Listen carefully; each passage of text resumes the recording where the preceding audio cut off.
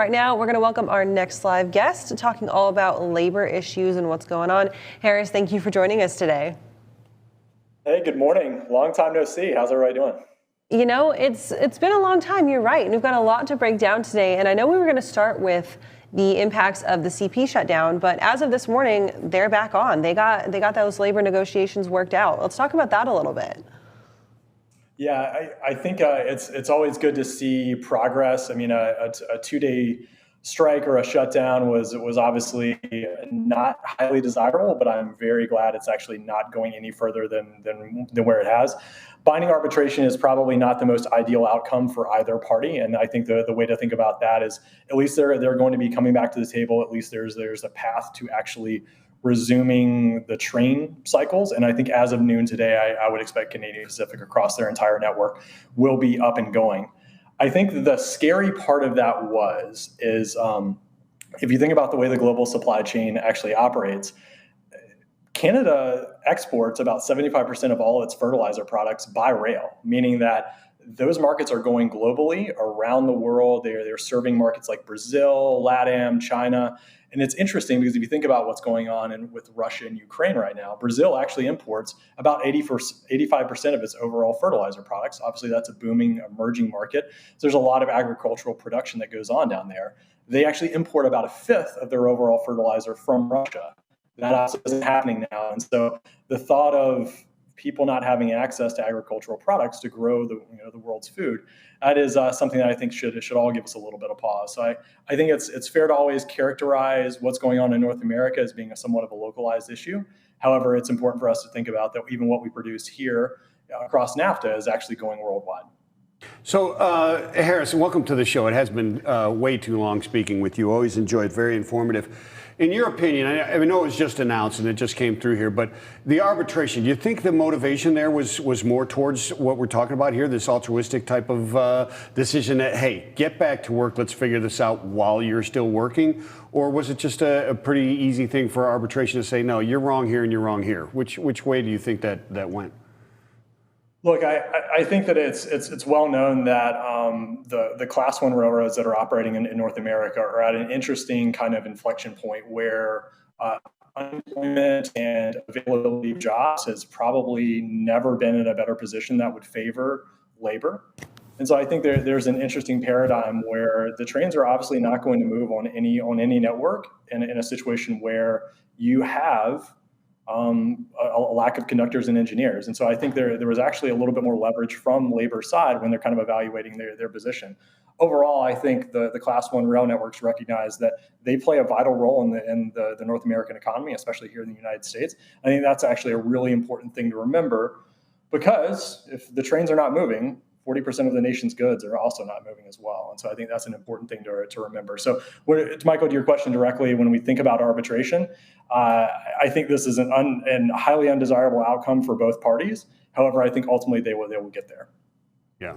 And the interesting thing about both parties in this situation was the shutdown allegedly happened on Saturday night when they were told that it was going to happen Sunday if no agreement was reached. And both sides in the situation were kind of pointing fingers at each other, saying, okay, you did this one, no, you did this one.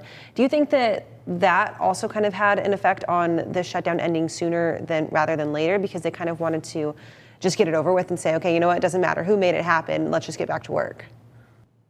Look, in these labor situations, there is always a layer of miscommunication that I think is sometimes more internal than it is external. And so it's hard for me to say like whether there was any positioning or whether something happened too early or not early enough. I think what we can be happy about is the parties are going to come back to the table. Service is resuming today, and as a result of that, the strength of the overall American rail network should never be questioned, right? Just because a good portion of the way we move goods in North America has a strong labor component, that isn't necessarily there's no downside to that. In fact, I think that it's good that we have a great opportunity to come together, listen to what the employees want and need, and find a good way to align that in a year that's more like 2022 and maybe less like the 1870s.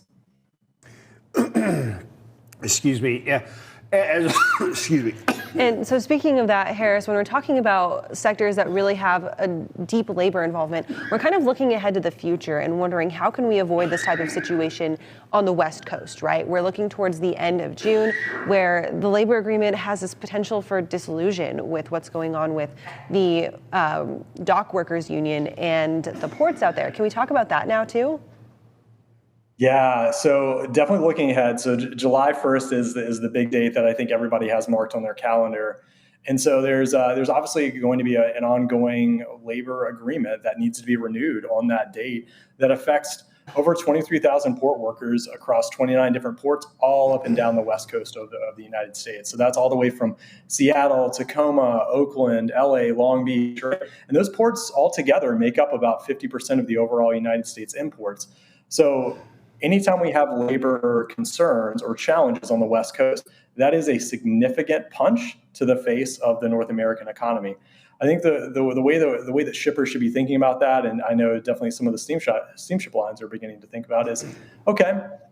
Early May, you're going to have to begin to make a call about where you're going to actually determine the destination of your imports to be going. Many folks would say, compared to everything that's gone on in the past couple of years, this may not be as big an event. But if it goes on for 24, 48, and then it turns into a week or a couple of months, and your cargo is stuck on the West Coast, that's going to be really tough to navigate around, especially as that season over the summer begins to ramp some of the stocking that we'll have for the third quarter and fourth quarter. So I think my advice to every shipper that's listening right now is you're going to have to make a call, and you're going to have to look at the Gulf, you're going to have to look at the East Coast and go ahead and plan for the fact that you probably need to push more inventory into your DCs, and you're going to need to be planning for an additional transit time to go through the canal and then make the turn up to the Gulf, or to make the turn all the way into Savannah, Norfolk, or up in New York, New Jersey. And I think people just have to be prepared that may not turn out really well, especially as I was talking about earlier. I think there is some leverage from the unions and the employees right now. And so we know that not only are times really kind of in favor of the employee, and that's going to be huge in this decision about whether they renew this agreement or not, but I feel like it's kind of on the responsibility of now the ports themselves, right, to take a look and say, okay, how are we treating our employees now at the end of this first quarter? And we have this 3-month lead up to figure out what's going on and to get everybody kind of in this right headspace to make sure that this doesn't go to the wayside, right? Can you talk a little bit about what that responsibility would look like, and if there's changes that can be made right now leading into these labor negotiations that might soften the blow a little bit or make those negotiations easier? Yeah, that's a good question, Kaylee. I think one of the things that I remember from my time at both BNSF and Norfolk Southern was when you take the time to actually get out with field employees and you work alongside them, you understand the challenges that they're facing, and then you take that back as a leadership team and you action them. That is how you find yourself never in a binding arbitration, or never in a situation where a contract negotiation gets elongated or stalls out. Because when you ultimately have the best interests of the employees, in many cases, you'll often have the best interests of the overall company and the supply chain. So I think the guidance I would offer is there are some of the leadership principles that I saw at BNSF, where you have leaders that are out in the field working alongside folks, listening and learning and then changing. And that goes hand in hand with what's going on at the ports today. So if you've got a group of drivers that are struggling to find appointments, or you've got dock workers that are finding that their situation is not necessarily attuned to where they can do their best work, the time is to listen now and to take action on those items now, and not worry about the leverage that's going to potentially come up in late June and early July. And so I think it's incumbent on anybody that's leading a large organization or a small organization to simply just take the time, listen to their employees, and then actually take demonstrable action towards that. And the net result is, I think you have better negotiations long term. Yeah, absolutely, and the leadership has to come from both sides, right? You can't the labor side of it. That leadership has got to be realizing that because they have the upper hand right now, does not necessarily mean you play that upper hand, because that could be detrimental to your future. We're already seeing people divert freight to the East Coast, and they're figuring out that, wait a minute, the East Coast is actually closer to the 75% of the population that lives east of the Mississippi than the West. And many of them may not come back, especially if you start seeing another labor dispute on the West and slowdown at the ports. that could be a loss of some job security there. So I think you got to be thinking about all these different angles for the future, right? Absolutely. I think, Michael, you bring up a good point around optionality, right? So we're now in an environment where never before have there been more jobs available at a higher rate and probably a lower bar for the skill or the ability needed to get in for those jobs. And so I think it's important for everybody to recognize that and just recognize that the climate of the room is entirely different, and you have to play towards that. Right. Absolutely. Harris, thank you so much for coming back with us and getting on twice today. Great to have you as always. Going to make it less time before we get you back on again. Awesome. Good seeing you. Thanks, Harris.